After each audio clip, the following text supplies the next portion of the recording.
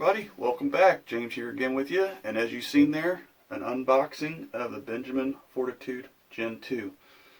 So let's take a look at it.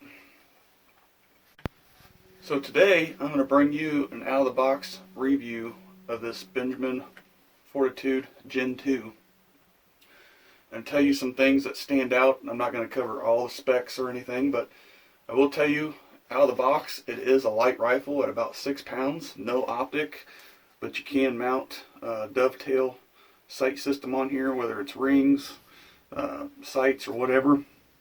Suppressed, shrouded muzzle, barrel. Got your air cylinder here with a quick disconnect Foster fitting, 3000 psi fill, with the air gauge down here. This one, just like the Maximus, did come with a little bit of air in it, but it still took about 200 pumps or so to get it to 3000 psi. It's not very hand pump friendly, so if you're looking for a gun to hand pump all the time. Now, the upside to this is because it is regulated, as long as you hand pump or air up above the regulated pressure, you're going to get the consistency. So if you don't air up to 3000 psi, that's fine. So there is some noticeable things here that I noticed about this rifle. So the shroud and the air reservoir past the barrel band, so this one does have a barrel band on it, but there is no set screw up here to pull it away. There's a lot of play in here that I did not like, and you'll see how that affected the shooting in this video through the scope cam.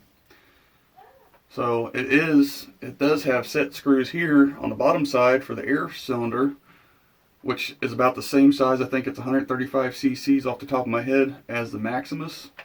So $100 more. This is a $300 gun.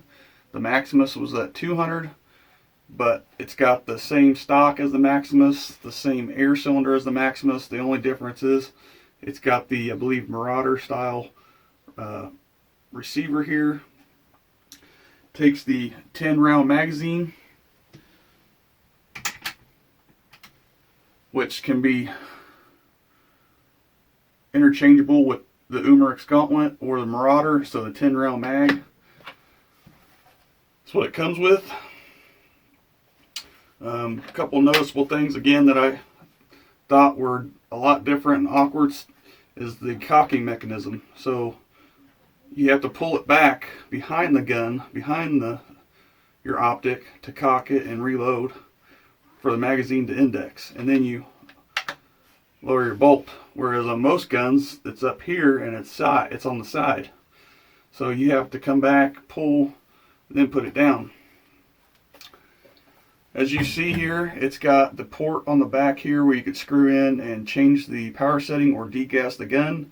This gun has been set from factory. I didn't change it, which I'll cover the velocity at this spec, the factory setting, but it doesn't get pretty much over, it does not ever get over 800 feet per second, at least with the pellets that I used. So it's not that powerful of a gun. I actually got it, I think it's 17 foot-pounds of energy out the muzzle, which I'll cover that in the shooting. But anyway, the trigger system here, pretty much your standard plastic trigger group like on all the Benjamin guns. But this one is a lighter trigger than the Maximus, so I can't complain. It's about a pound or two lighter, and it's nice. Compared to the Maximus being really heavy, the trigger has a short break, so it does feel better and does shoot better than the Maximus. I'll give Crossman and Benjamin that. But I still cannot believe this up here though. And I'm going to go ahead and show you the first group at 25 yards. And before I do that, I want to tell you I cleaned it, and I'll show you the cleaning real quick too. And I broke the valve in, the valving system in with the H&N Barracuda Match 21.14 grain. Shot 30 pellets through this to get it broken in. Cleaned it, which I'm going to go ahead and show you now.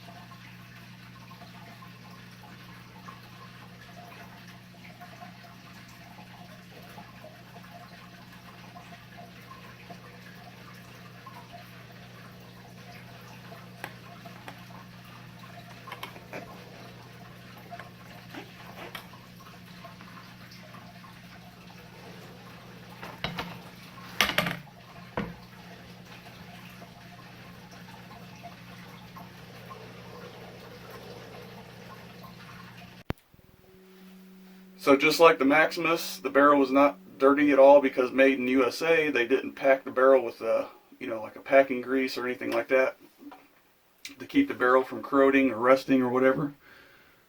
So known craftsmen with their barrel twist rate, this gun having a 1 in 20 twist, I shot the JSB 14.35 grain out of it at 25 yards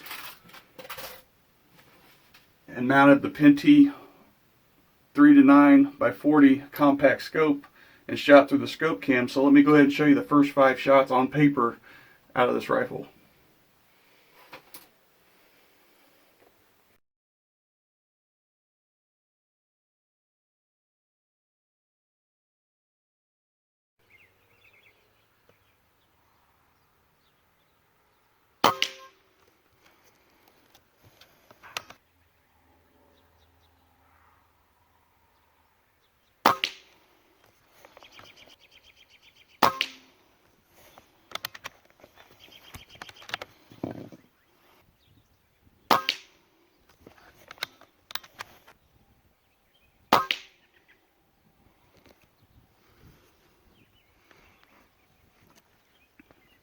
Okay, so you can see there, that is not that great at all. And I caught on to real quick what it was doing after I seen the barrel, or shroud I should say, touching the air cylinder. So I spaced it out. Let me show you what I did. So as I noticed this, I took a zip tie, and this cap is not that great either. It just wants to fall right off. So I took a zip tie and put it around the air cylinder to fit that gap in between there and make sure the gap stayed in there.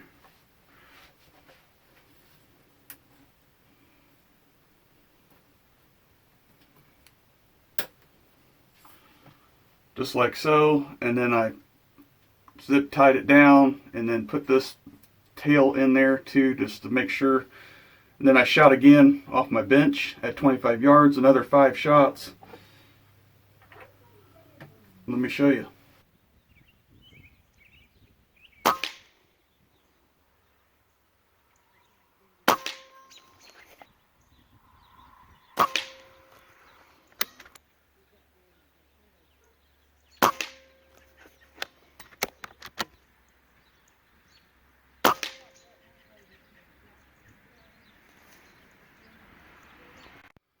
So there's the other 5 shots following after I fixed the barrel, shroud and all that issue.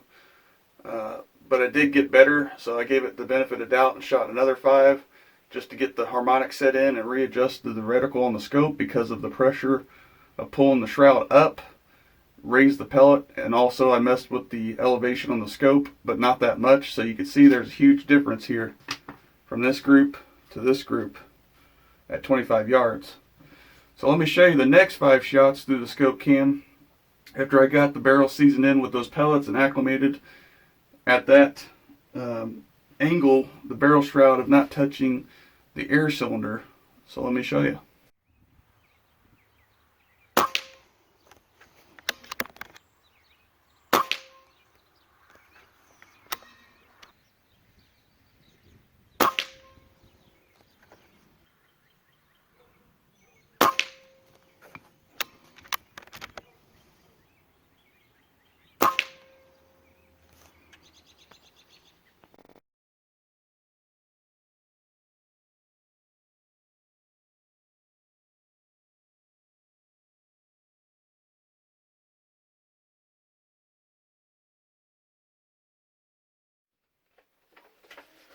Okay, so here we go. After getting the barrel settled in and everything, you can see that the last 5 shots here printed very well. Actually, I think it was just a little over a 1/4 inch center to center at 25 yards. Not bad. And then 4 of them almost went in the same hole, around I think 7 millimeters or so outside to outside, 4 shots. So definitely not bad, but if a normal person would not be able to figure that out, and that's what I don't like about, Craftsman guns. Both of them, the Maximus that I reviewed and this Fortitude, gave me this problem out of the box, right out of the box. I mean, to me, I've never really had that big of an issue with an air rifle out of the box like this. And, you know, back to back, 2 different vendors that I bought these rifles from. So, I'm not happy with that, but I do, you know, I am glad to show you guys, you know, the best it can be, the best it can get. So, and just for fun, I did shoot at 50 yards just to hit a playing card. I do want to show you guys that. So it is very accurate, it is very capable of doing what it needs to be done, but if you wouldn't have known about this issue or noticed it, you'd have a hard time and your pellets would be all over the place. I mean, they were for me at 25 yards, which to me, that's horrible. It shouldn't be like that. So anyways, let me show you some fun I had at 50 yards.